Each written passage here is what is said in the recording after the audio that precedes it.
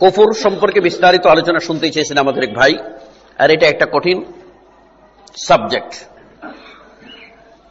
এই সাবজেক্টের উপরে আমার ধারাবাহিক ক্লাস চলেছে 6 মাস।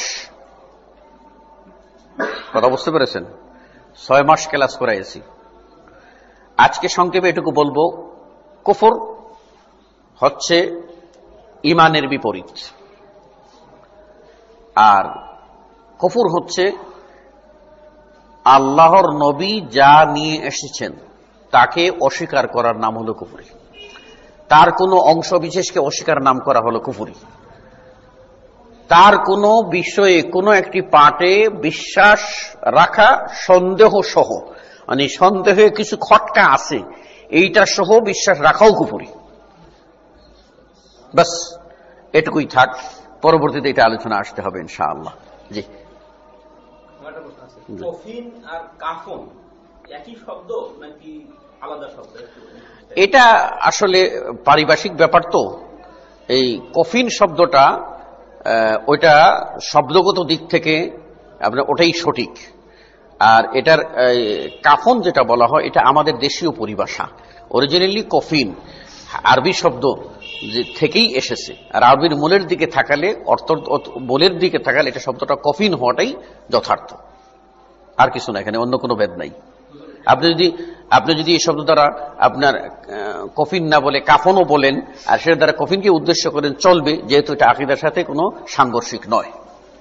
জি, জানলো যে এটা কুফর, কিন্তু মানে আমল করলো না, দুইটার একটা সঠিক একটা ভুল, এবং সে যদি ভুলটা আমল করে সে কি এটা কি কুফরের মধ্যে করবে না? আমার এই ছোট ভাই যেটা জানতে চেয়েছেন যে একজন জানলো যে কাজটা কুফুরি, তারপরেও সে এটা ত্যাগ করলো না, এই কুফুরি কাজ করলো, জেনে বুঝে কুফুরি করলো, তার পরিণাম কি? জেনে বুঝে কুফুরি করার পরিণাম হলো জাহান্নাম। আল্লাহ নবী সাল্লাল্লাহু আলাইহি ওয়াসাল্লাম পরিষ্কার করে বলে দিয়েছেন যে জেনে বুঝে যে কুফুরি কাজ করবে সে জাহান্নামে যাবে। আল্লাহ রাব্বুল আলামিন হত্যা করাকে কুফুরি বলেছেন। আল্লাহ নবী বলেছেন, আল্লাহ কোরআনে বলেছেন, ওমান কাতালা মুমিনান মুতাআম্মিদান ফাজাযাউহু জাহান্নাম, যে ব্যক্তি জেনে বুঝে কোনো মুমিনকে হত্যা করবে তার ঠিকানা হলো জাহান্নাম। সালাত পরিত্যাগ করা হলো কুফরি। রাসূল সাল্লাল্লাহু আলাইহি ওয়াসাল্লাম বলেছেন, মান তারাকা সালাতা মুতাআম্মিদান ফাকাদ কাফারা, যে ব্যক্তি জেনে বুঝে অর্থাৎ হুশ আছে সালাত আদায় করে না, সেই লোকটা কুফরি করলো, আর কুফরি যে করলো তার পরিণাম জাহান্নাম। আল্লাহ রাব্বুল আলামিন জাহান্নাম সম্পর্কে বলেছেন, উইদ্দাত লিল কাফিরিন, জাহান্নাম তৈরি করা হয়েছে কাফিরদের জন্যই। জি, আমার একটা প্রশ্ন আছে। আমি কিছুদিন আগে ইসলামিক টিভিতে শাহ ওলিউল্লাহ বলছিলেন একটা আপন জিজ্ঞাসা অনুষ্ঠান হচ্ছে, ওইখানে একজন জিজ্ঞাসা করলো যে জায়েজ নামাজে নামাজ পড়া কি। উনি প্রথমেই বলে দিল যে জায়েজ নামাজে নামাজ পড়া হারাম। তারপরে কাহিনী গেল আর আমি শুনতে পাইনি, শুনলাম। ধন্যবাদ। যেহেতু শুনতে পারেন নাই, উনি কি ব্যাখ্যা দিয়েছেন, তা আমার কাছে কথা হলো যে উনি যে কথাটা বলেছেন এটার ব্যাখ্যা না জানা পর্যন্ত কোনো মন্তব্য করা যাবে না।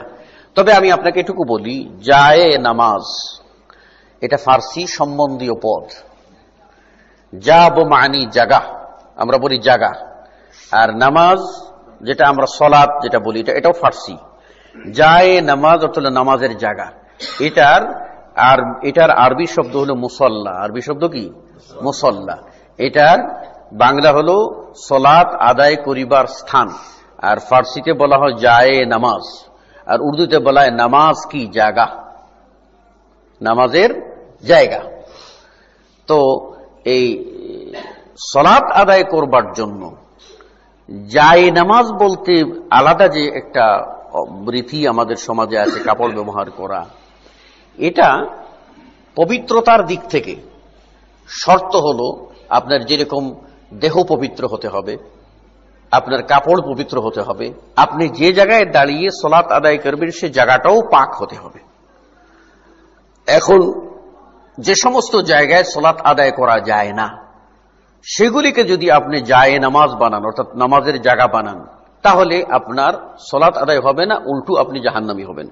যেমন আল্লাহ নবী বলেছেন, কবরের দিকে মুখ করে সলাত আদায় করিও না, কবরের উপরে সলাত আদায় করিও না, কবরের উপরে বসিও না। ঠিক আছে কিনা? এগুলি নিষিদ্ধ জায়গা। পেশাব পায়খানার জায়গায় সালাত আদায় করিও না। উট যেখানে রাখা হয়, উটের খোঁয়ার, সেখানে সালাত আদায় করিও না। গোসল যেখানে করা হয় সেখানে সালাত আদায় করিও না। এই নিষিদ্ধ জায়গাগুলি বাদ দিয়ে পৃথিবীর সব জায়গায় হলো জায়নামাজ। রাসূল সাল্লাল্লাহু আলাইহি ওয়াসাল্লাম এক হাদিসে বলছেন যে আমাকে আল্লাহ 5টি বিশেষণ দিয়েছেন যেটা অন্য কোন নবীকে দেন নাই। তার মধ্যে একটি হলো ওয়াজুইলাত লি আল আরদু তুহুরা, আমার জন্য পৃথিবীর পুরো জায়গাটাই পবিত্র করে দেওয়া হয়েছে। আমার উম্মতের যেখানেই ওয়াক্ত আসবে সেখানেই সে সালাত আদায় করতে পারবে। আগের জমানার উম্মতের জন্য কিছু রেস্ট্রিকশন ছিল, তাদের যে সালাতের ওয়াক্ত আসলে যেখানে নির্ধারিত সেই জায়গায় সালাত আদায় করতে হবে, অন্য জায়গায় সালাত আদায় করলে হতো না। যেমন বনী ইসরাইলের কিছু কিছু বিধানে আমরা দেখতে পাই, যেমন আজকে আমার কাপড়ে নাপাকি লেগেছে, সেটা ধুয়ে দিলে পাক হয়ে যাচ্ছে, তাই না? কিন্তু আগের কিছু কিছু শরীয়ত ছিল, ওরা যেরকম কঠিন, শরীয়তটাও ছিল কঠিন। যে জায়গায় লেগেছে সেই জায়গায় কেটে ফেলে দাও, ঠিক আছে? তো কাজেই আমার যেটা কথা ছিল যে অন্যদের জন্য এই জায়গা ছিল না, আল্লাহ নবী মুহাম্মদ সাল্লাল্লাহু আলাইহি ওয়াসাল্লামের জন্য, মানে এই উম্মতের জন্য আল্লাহ রাব্বুল আলামিন পৃথিবীর সব জায়গাটাকেই সালাতের জায়গা করে দিয়েছেন। কাজেই জায়নামাজ বলতে আলাদা যে কিছু, এমন কিছু না, পুরোটাই জায়নামাজ। এখন আপনার প্রশ্ন থাকতে পারে যেটা হলো যে আমরা পবিত্র জায়গা, তারপরেও সেখানে আমরা আলাদা কোনো কাপড় ব্যবহার করতে পারি কি না? এই যে মুসল্লা নামে যেগুলি চলে, এগুলি কিন্তু তুরস্কদের আবিষ্কার। এই মুসল্লাগুলি তুরস্কদের আবিষ্কার। তুর্কি মুসল্লা, তুর্কি থেকে দেখেই এখন চায়না বা বিভিন্ন দেশ এগুলি করতেছে, কিন্তু ফার্স্ট এটা তুর্কিরাই করে। এবং তুর্কিরাই সর্বপ্রথম সেই জায়নামাজ বানাতে গিয়ে সেখানে কাবার ছবি এঁকে দেয়। আর এটাই হচ্ছে কাবাকে বেইজ্জতি করার একটি নীল নকশা। কাবা ছাপিয়ে দেওয়ার জন্য আসে নাই, কাবাকে পালানোর জন্য আসে নাই।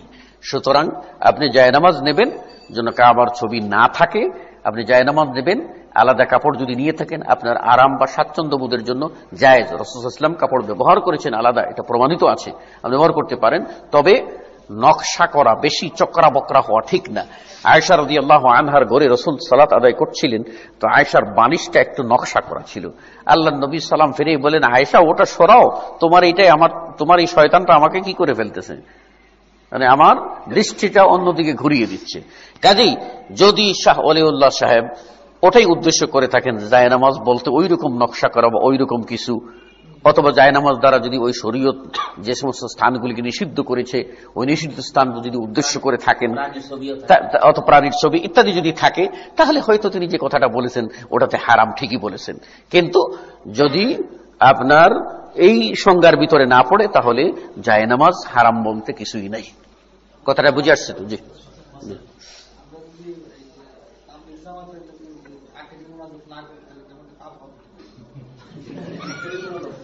কথা হলো আমার ভাই যেটা বলতে চেয়েছেন যে তাবলিগ জামাতের আখেরি মোনাজাত না করলে পাপ হবে কি? মোনাজাত, আখেরি মোনাজাত কি রে ভাই? আখেরি মানে হলো শেষ। আচ্ছা, আমি আপনাদের এটা প্রশ্ন করতে চাই, কিয়ামতের একটা নাম হলো ইয়াউমুল আখির, তাই না? এটা আখেরাত দিবস কয় না? আচ্ছা, আমি আপনাদের প্রশ্ন করি, এটাকে আখেরাত দিবস বলা হয় কেন? আখের মানে হলো শেষ, ঠিক আছে কিনা? শেষ দিবস আমরা বলি না অনুবাদে, তো শেষ দিবস মানে কি? না না, আরো সহজ আছে, এটা সহজ। মানে এই যে সৌরজগৎ, যে পৃথিবী, এই সৌরজগতের যেদিন কিয়ামত বাঁধবে ওই দিনটাই হচ্ছে লাস্ট দিন, এই জন্য এটার নাম হলো আখিরাত। এটি হলো আখিরাতের শেষ। এখন আমি একটু বলি যে এই মোনাজাত মানে আল্লাহর কাছে মনে মনে কথা তুলে ধরা, তাই না? আল্লাহ নবী বলছেন বান্দা যখন সলাতে সিজদায় যায়, সিজদায় যখন সলাতে যায়, আল্লাহ বলছেন যে সেজন্য ইউনাদি রব্বাহু, সেজন্য তার রবের সাথে কানে কানে মোনাজাত করে। তো আপনার মোনাজাত তো কিয়ামত পর্যন্ত চলবে। আপনি যদি এই নির্দিষ্ট একটা তারিখ পর্যন্ত আখের করে দেন, তো আবার আখেরের আবার আখের আছে নাকি? আখেরেরও আখের আছে। আমার কথা হলো এটা প্রচলিত একটি রেওয়াজ ভাই, আর ওই রেওয়াজের ভিতরে আমরা বিতর্ক না গিয়ে আমরা বলবো যেটা হক সেটাই গ্রহণ করব, আর যেটা সাপোর্ট পাওয়া যায় না, দলিল পাওয়া যায় না, সেটা আমরা অ্যাভয়েড করার চেষ্টা করব এবং জনগণকে এটা বোঝাতে চেষ্টা করব যে না, আমরা কল্যাণের পথে ফিরে আসি, এইরকম চিন্তা করা যাবে না। আল্লাহ আলম। দলে ভাগ করা এটা কি শিরকে পড়ে না কুফরিতে পড়ে, এটা কোন সংজ্ঞায় পড়ে? ইসলামের বিভিন্ন মাযহাব দল ভাগ হয়ে গেছে বিভিন্ন, এটা কোন সংজ্ঞায় পড়ে? এই ভাগাভাগি করলেই কুফরি হয় না, আবার হয়। কেমন করে ভাগাভাগি করলে কুফরি হয় আমি সেটা বলছি। 4 মাযহাব হন, 5 মাযহাব হন, 6 মাযহাব হন, কিন্তু এখানে একটা বিষয় হলো যে আপনি যখন মুহাম্মদুর রাসূলুল্লাহ সাল্লাল্লাহু আলাইহি ওয়াসাল্লামকে আখেরি রসুল, সর্বশেষ রসুল, দেখেন আখেরি রসুল মানে কি তারপরে রসুল হবেন না নাকি? না, আখেরি রসুলের পরে আবার আখেরি রসুল আরেকজন হবেন, তাহলে যেমন গোলাম আহমদকে আখেরি রসুল বানানো হয়েছে ওই রকম হয়ে যাবে। এটা আমাদের নবী লাস্ট প্রফেট, তাই না? সর্বশেষ নবী, তাকে মানলেন, তাকে প্রতি যখন ঈমান আনলেন তখন আপনি কি বললেন? বললেন ওয়া আশহাদু আন্না মুহাম্মাদান আবদুহু ওয়া রাসূলুহু। এই কথার অর্থ হলো 3টা। ওই যে 3 দিয়ে শুরু করছি, 3টা মনে রাখতে হবে। এটার অর্থ হলো 3টা। 1 নম্বর হলো মুহাম্মদ যে আল্লাহ রাসূল, এটাকে বিশ্বাস করা।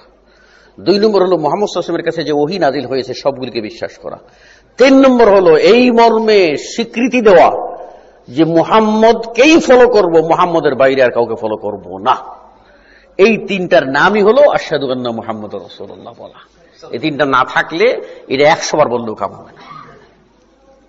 এখন আপনি যখন কোনো একটা গ্রুপে বিভক্ত হবেন, আর এইখানে যদি আপনি বলেন যে না আমি গ্রুপে হতে পারি আমার চিনার জানার জন্য, যেমন দক্ষিণ সায়াবিতি উত্তর সায়াবিতি, নো প্রবলেম, কিন্তু দক্ষিণ সায়াবিতির লোকেরা উত্তর সায়াবিতির সালাম কালাম করতে পারবে না, উত্তর সায়াবিতির লোকেরা দক্ষিণ লোক সায়াবিতির দেখলে ওদের দিকে থুতু ফেলতে হবে। এই ধরনের ঘৃণ্যতা অবশ্যই পরিহার যোগ্য না, পরিহার আবশ্যক। কথা হলো আপনি যখন কোনো একটি একটা গ্রুপকে আপনি মানবেন বা একজন ব্যক্তিকে আপনি অনুসরণ করবেন, তখন কিন্তু আপনার নীতি থাকতে হবে এই যে আমি আল্লাহ ও আল্লাহর রাসূল সাল্লাল্লাহু আলাইহি ওয়াসাল্লাম এর অনুসরণের স্বার্থেই লোকটার অনুসরণ করছি। যদি এই ফতোয়া বা এই মাসআলা বা এই সিদ্ধান্ত কখনো দেখি যে কোরআনের বিপরীত হয়ে গেছে, রাসূলের বিপরীত হয়ে গেছে, তাহলে তাৎক্ষণিক ওই আমলটা পরিত্যাগ করে অধিকতর সহিহ আমলের দিকে ফিরে যাব। এই সিদ্ধান্তে আপনি 100 ভাগ করেন, কোনো আপত্তি নাই। আর যদি ওই সিদ্ধান্ত করেন যে কোরআনে আছে হাদিসে আছে, মগর আমি যা পাইছি তা ছাড়বো না, কোরআন মানি না, হাদিস মানি না, আমি যে পীর ধরছি, আমি যে উস্তাদ ধরছি, আমি যে মাযহাব মানছি এটাই ঠিক, তাহলে এই ক্ষেত্রে এটা বিলকুল হারাম, বরং এটা কুফরি।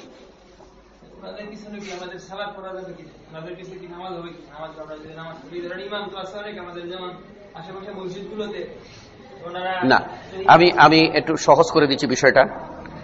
কারণ আসল বিষয়টা হলো যে ওই রকম আকীদা পোষণকারী কয়জন যারা রাসূলের উপরে ইমামকে অগ্রাধিকার দেয়, আমার মনে হয় এই দুজন লোকের সংখ্যা অতি নগণ্য। কি কথা বলেন, ঠিক না বেঠিক? অতি নগণ্য। আমরা কিন্তু জেনারেলি সাধারণভাবে আমরা গতানুগতিক একটা স্রোতে ভেসে চলেছি। এই গতানুগতিক স্রোতে ভেসে চলার কারণে এক বাক্যে আপনার কাউকে আপনি উড়িয়ে দিবেন, এটা ঠিক না। বরং ও জেনে বুঝে সে ওই কুফরিটা করেছে কিনা, যদি জানতে পারেন যে ওই ইমাম বা ওই ব্যক্তি যিনি ইমামতি করছেন তিনি জেনে বুঝেই কুফরিটা করছেন, জেনে বুঝে রাসূলের উপরে অন্যকে অগ্রাধিকার দিচ্ছেন, তাহলে তার পিছনে ইক্তেদা করা যাবে না।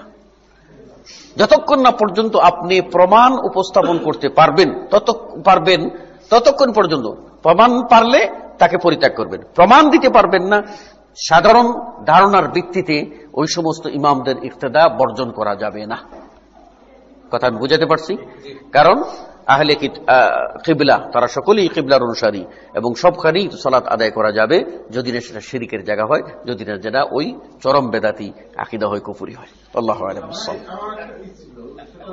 নামাজের সময় কখন কোন দিকে দৃষ্টি রাখতে হবে, দৃষ্টিটা কতটুকু হলে মানে সরে গেলে সেটা আল্লাহর দৃষ্টির বাইরে চলে যাবো আমরা।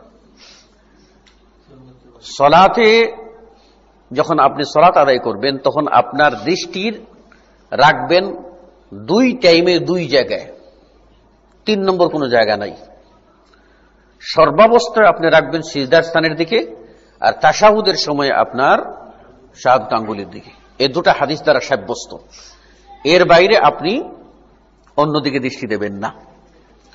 রাসূল সাল্লাল্লাহু আলাইহি ওয়াসাল্লাম বলেছেন যে বান্দা যখন সিজদার স্থানের দিকে নজর দিয়ে সিজদা করে, তখন স্বয়ং আল্লাহ রাব্বুল আলামিন ওই বান্দার দিকে নজর দিয়ে থাকেন যতক্ষণ না সে ওই নজরটা ডানে বামে ফিরায়।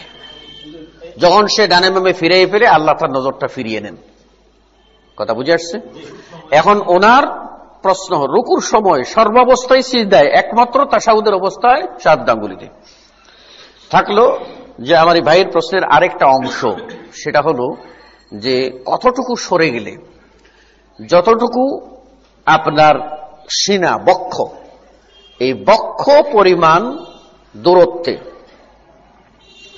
আপনার সমান যদি সামনেও নজর যায়, তাহলে নামাজ বাতিল হবে না, কিন্তু আপনার নামাজের পূর্ণতা হলো না। যখন আপনি আপনার বক্ষ থেকে দৃষ্টিটা ডানে বামে মোড় হয়ে যাবে, যখন একজন মানুষ দেখলে বুঝবেন সে কিবলামুখী নয় অন্যমুখী হয়ে গেছে, তখনই আপনার নামাজটা বাতিল হবে। এর পরিমাপ হলো বক্ষ পরিমাণ। আল্লাহু আকবার।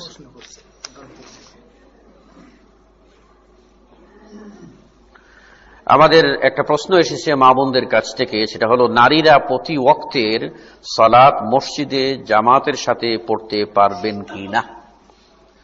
এই ব্যাপারে রাসূল সাল্লাল্লাহু আলাইহি ওয়াসাল্লাম বলেছেন যে লা তামনাউ, তোমরা নিষেধ করিও না,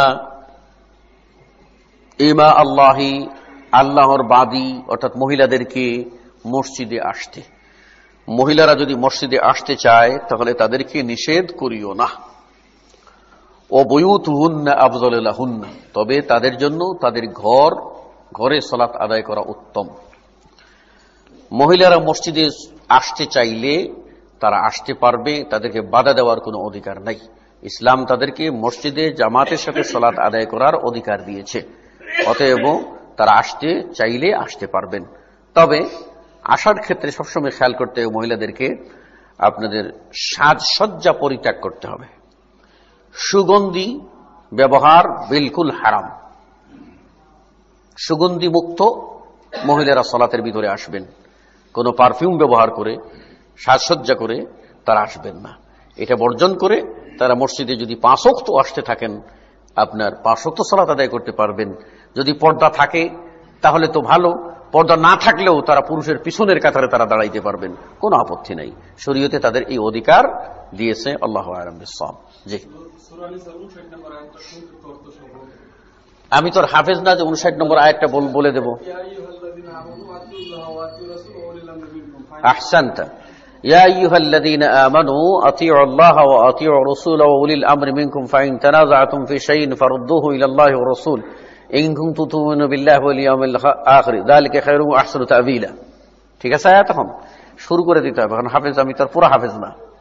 এখন যে কথা হলো, এখানে আল্লাহ রাব্বুল আলামিন বলছেন ইতাআত বা আনুগত্যের ফর্মুলা বলে দিয়েছেন। বলছেন তোমরা আল্লাহর আনুগত্য করো, তার রাসূলের আনুগত্য করো। এরপর বলছেন ওয়া উলুল আমরি মিনকুম, আর তোমাদের মধ্যে, মিনকুম এটা কিন্তু উপস্থিত সর্বনাম, তোমাদের মধ্যে যারা নির্দেশ দেওয়ার ক্ষমতা রাখেন তাদের নির্দেশের অনুসরণ করো। এইখানে বুঝতে হবে আয়াতটা, সেটা হলো আল্লাহর আনুগত্য করো, রাসূলের আনুগত্য করো। দুটির আগে আনুগত্য শব্দটি সরাসরি আসছে। বলছেন আতিউ, তোমরা আনুগত্য করো, আতিউল্লাহ ওয়া আতিউর রাসূল। এরপর তৃতীয়টায় উলিল আমরি মিনকুমের আগে, তোমাদের মধ্যে নির্দেশদাতা, এর আগে আতিউ শব্দটা নাই।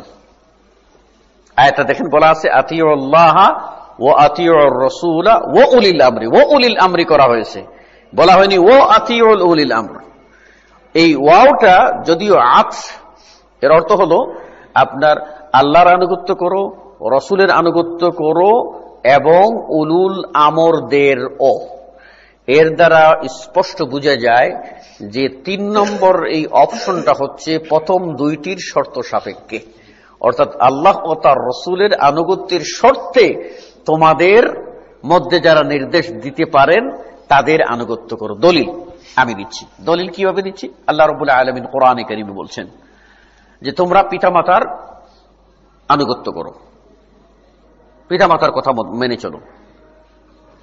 কিন্তু আল্লাহ বলছেন ও ইন জাহাদাকা আলা আন তুশরিকা বিমা লাইসা লাকা বিইলম, পিতামাতা যদি তোমাকে শিরকের মতো কাজ করতে নির্দেশ দেন, ফালা তুতিরহুমা, সেই ক্ষেত্রে তাদের আনুগত্য করিও না।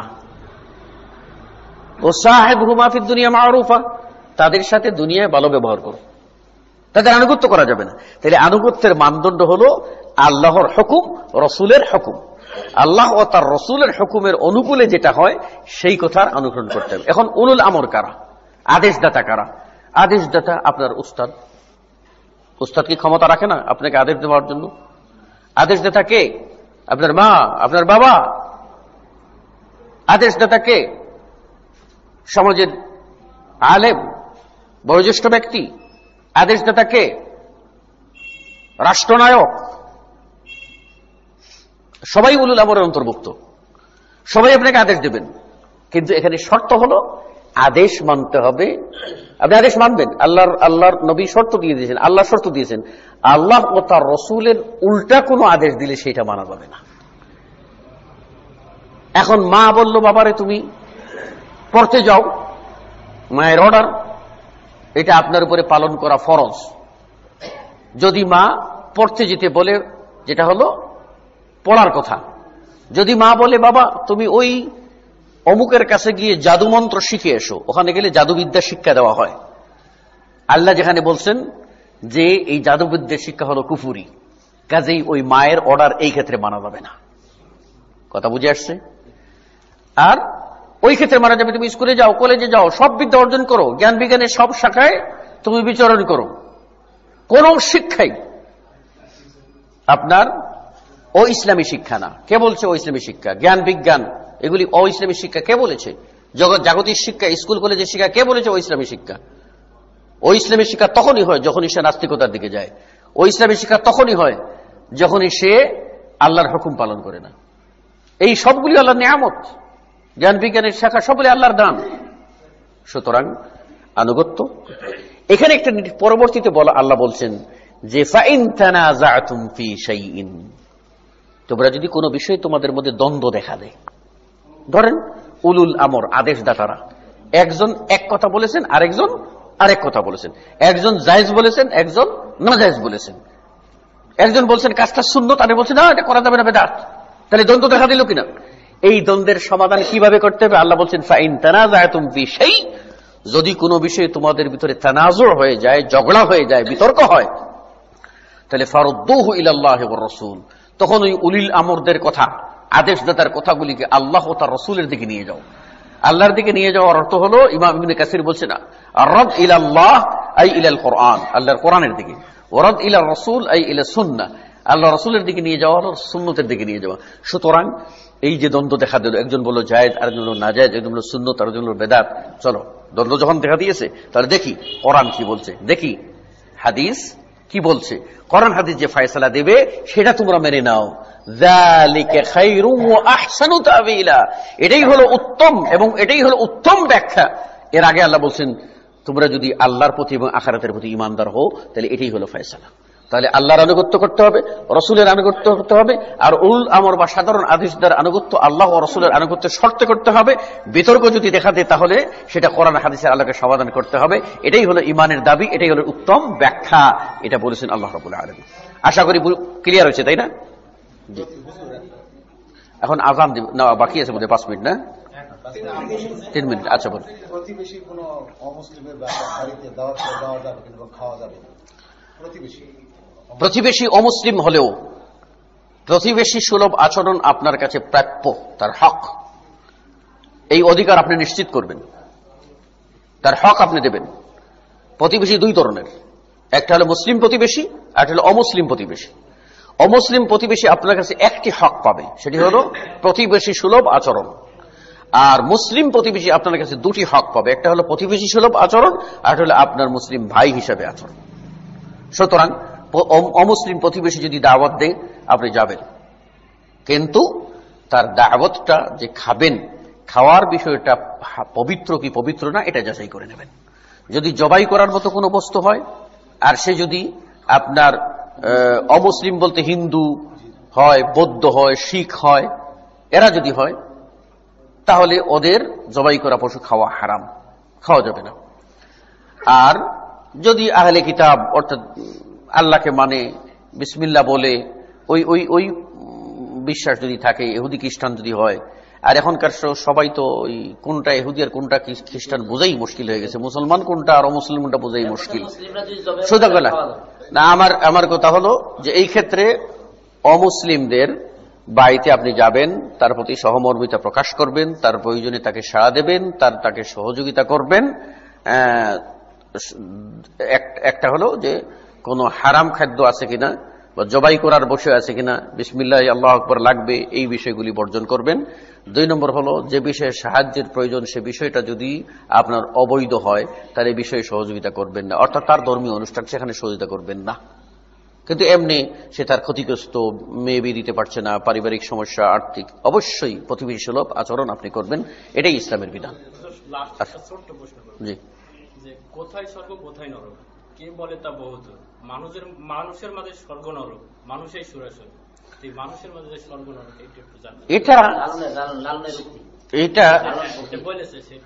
এটা কোথায় স্বর্গ কোথায় নরক কে বলেছে তা বহুদূর, মানুষেরই মাঝে স্বর্গ নরক, মানুষেতে সুরাসুর, পৃথিবী ও পণ্যের বাদনে জমে মিলি পরস্পর, স্বর্গ আসিয়া দাঁড়ায় তখনই মোদের করে গর, আর রিপুর তাড়নায় মোদের বিবেক যখন পায়গুলো হয়, আত্মগ্রাণীর নরক অনলে তখনই পড়িতে হয়। কথার ভিতরে সত্য আছে, তার ভিতরে আবার সত্যের মাইরও আছে। কথা বুঝতে পেরেছেন? আসলে কবি যেটা বলতে চেয়েছেন, তাকে যদি আমরা কবিতার আঙ্গিকে দেখি, তাহলে কবি যেটা বলতে চেয়েছেন সেটা হলো যে সত্যিকার অর্থে যদি আমরা মানুষ হই এবং আমাদের ভিতরে হিংসা বিদ্বেষ না থাকে, তাহলে দুনিয়াটাই একটা স্বর্গ। আর যদি আমাদের ভিতরে আমাদের বিবেক অন্ধ হয়ে যায়, পশু হয়ে যায়, তাহলে দুনিয়াটাই একটা নরক।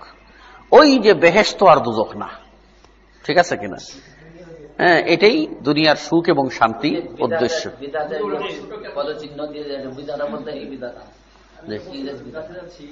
কারো আর্থিক উপার্জন যদি হারাম এবং হালালের সংমিশ্রণ হয়, সেক্ষেত্রে তার ইবাদত কবুল হবে না। কঠিন কথা তো, এটা জবাব কি দেব? কারণ কারো ইবাদত হালাল এবং হারাম দুটা মিশানো হয়, তাহলে কি করে বুঝাবেন যে এটার মধ্যে দুধও আছে বিষও আছে? বড় মুশকিল। এই জন্যই রাসূল সাল্লাল্লাহু আলাইহি ওয়াসাল্লাম বলছেন, আল হালালু বায়্যিনুন ওয়াল হারামু বায়্যিনুন, হালালও স্পষ্ট, হারামও স্পষ্ট, ওয়া বাইনাহুমা মুশতাবিহাত, এবং দুটির মাঝখানে কিছু সন্দেহপ্রবণ বিষয় আছে।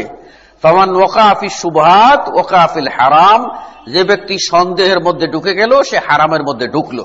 অতএব আমি বলবো যার হালাল মালের সাথে হারাম মিশে এসে পুরোটাই হারাম হয়েছে। অতএব যে বিড়ি বিক্রি করে যে দোকানে, সমস্ত দোকানের মালই হারাম, কারণ হারাম জিনিস বিক্রি করছে। যাক, আর কোনো কথা আছে? তাহলে আমরা এই পর্যন্ত রাখি, এই পর্যন্ত রাখি। একই কথা, জর্দার বিড়ি একবার